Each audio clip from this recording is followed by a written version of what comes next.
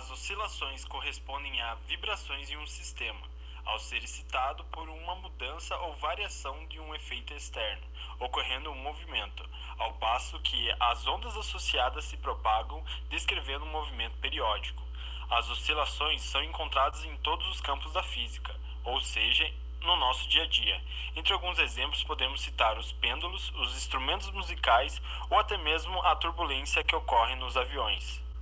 O movimento harmônico simples, ou simplesmente MHS, é um movimento contemplado no meio da física de oscilações. Pode ser descrito por apenas uma coordenada, ou seja, possui apenas um grau de liberdade, e ela se configura como simples por ser um movimento harmônico sem atrito. No gráfico do movimento harmônico, podemos visualizar o deslocamento pelo tempo, onde é possível retirar algumas propriedades importantes, dentre elas a frequência e o número de oscilações por segundo, que está relacionado com o seu período.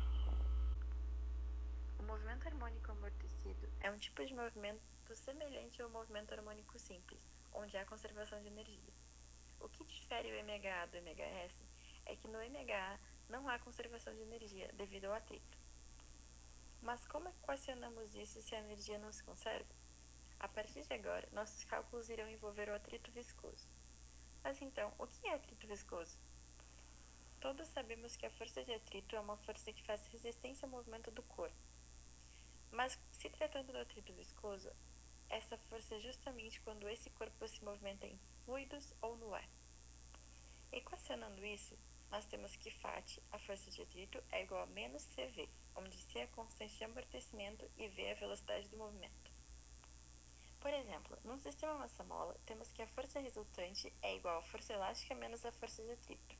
Se a gente considerar força igual a massa vezes a aceleração, temos que menos Kx menos CV é igual a ma. Relembrando o que aprendemos em Física 1, temos que V é a primeira derivada da posição e que A é a segunda derivada da posição. Portanto, nossa equação se parece bastante com isso. M, de massa, vezes a segunda derivada da posição, mais C, vezes a primeira derivada da posição, mais K vezes X igual a zero. Isso é uma EDO. Em cálculo 4 conheceremos mais sobre ela. Por hoje vamos ficar só nessa. Utilizaremos então uma equação auxiliar para resolver isso. Vamos igualar a segunda derivada da posição AR² e X a 1. Nossa equação terá a seguinte carinha: M vezes R² mais C vezes R mais K igual a zero. Dividindo tudo pela massa, obtemos que R mais CR sobre M mais K sobre M é igual a zero. Para deixar nossa equação mais bonita, substituiremos essas razões por gama e ômega ao quadrado. Após algumas manipulações algébricas, ficamos com delta igual a gama ao quadrado menos 4 ômega ao quadrado. Esse delta vai nos determinar qual tipo de amortecimento esse movimento engloba. Se delta é maior que zero, temos uma amplitude inicial que vai se perdendo com o tempo. Esse tipo de amortecimento é conhecido como amortecimento subcrítico.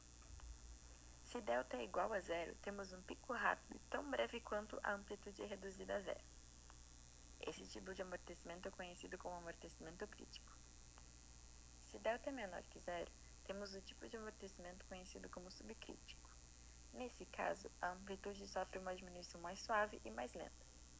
Depois dessa super explicação da Carol, vamos olhar aqui ainda uns gráficos e tabelas que vão dar dados do coeficiente A, do coeficiente B e dos sistemas à medida que colocamos mais massa, sendo o sistema mais importante o com a massa total com 5 moedas, que é o da figura 14. Então, utilizando da função de ajuste dada pelo software, que é a primeira equação, e da função que descreve o MHA, que é a segunda equação, percebemos que o coeficiente B é igual ao Bzinho, que será o coeficiente de amortecimento, dividido por 2 vezes a massa. Resolvendo um pouco isso, chegamos que o Bzinho é igual a 2 vezes a massa vezes o coeficiente B, o que gera as tabelas de resultados. Já para a determinação da constante elástica, utilizaremos a tabela 4 do software, onde da expressão ômega igual a raiz de k dividido por m menos o bzinho ao quadrado dividido por 4m ao quadrado, chegamos a uma relação de ômega ao quadrado mais bzinho ao quadrado dividido por 4m ao quadrado vezes m é igual a constante elástica. onde esse K será igual a 6,93 Newton por metros. Como anteriormente adotamos o K como 6,80 newtons por metros para calcular o Bzinho, chegamos a um erro de 1,91%, que provavelmente foi gerado por intervenção humana.